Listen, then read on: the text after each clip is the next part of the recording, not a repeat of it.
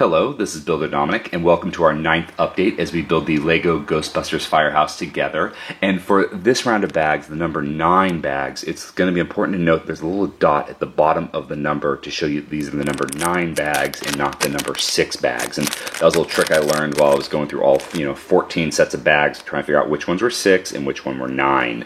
Now, for the 9th set of bags, we're starting the 3rd floor of the firehouse. And really all this consisted of was putting down the flooring for the 3rd floor and just starting the walls, because those walls are going to give this flooring some support, because otherwise they kind of pop apart pretty easily. So really just started the walls to give more support to the flooring, which is going to be the lab and the rec room, because they're Ghostbusters, they're scientists, they got to run lots of experiments, and it's hard catching ghosts, so you need to unwind and have a good time.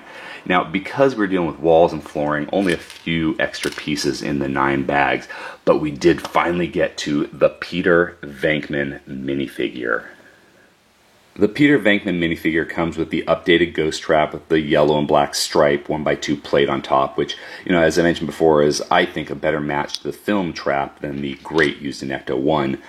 But Peter Venkman's minifigure is actually my favorite minifigure update from the original Ecto-1, because really all the other Ghostbusters, they're almost the exact same figure. They've just got some better printing on them, and that's particularly noticeable on the shoulder, where they get the Ghostbuster logo on their arm, and then the elbows have elbow pads.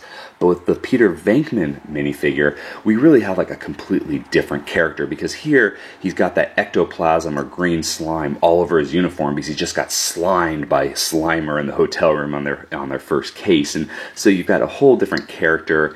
And then also I made a joke in Ecto-1 about how this character had a full set of hair, and how Bill Murray would be very proud of that, because even in 1980 he was already losing his hair. But here they've got a better hair piece that kind of shows that receding hairline that Bill Murray was dealing with. And it's okay, Bill. I mean, I'm losing my hair too. I get it. It's just something we have to deal with as we get older.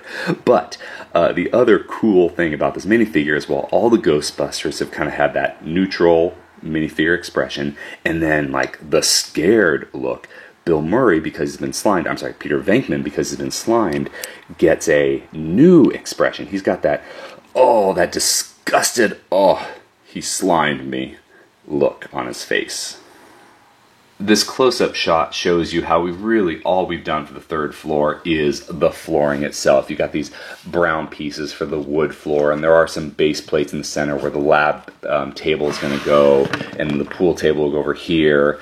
And, we did build up this back wall with the pool cues because there's a window on the side. So that window kind of forced us to do a larger wall on the back, and that's going to go into the photo lab, and there's some stacks of photo paper, and we've got the solution to develop the film and some film rolls up here, because yes, it was the 1980s, so they still use film. It wasn't digital yet. And the little bit of wall work is really just for stabilization, because here you can see how it's starting to bend upward. So although the bottom is well put together and it's not going to fall apart on you, there's not like a lot of stability and rigidness with the build itself yet, because we don't have those walls holding it together. I don't want to spend a lot of time on the walls, because if you've been watching these updates, it's basically more of the same. You've got the white wall on this side. Over here, we've got the red brick with the gray mortar stones that will be around the window that are 1x2 and 1 single stud bricks. And then this gives you a better idea of what that side's going to look like. And if there's any critique I have of the Ghostbuster Firehouse, it's just because it's a brick building and it's 3 stories high, this outside brickwork gets a little tedious. Thank you for joining me on this 9th update as we build the LEGO Ghostbusters Firehouse. And until next time, let's keep building together.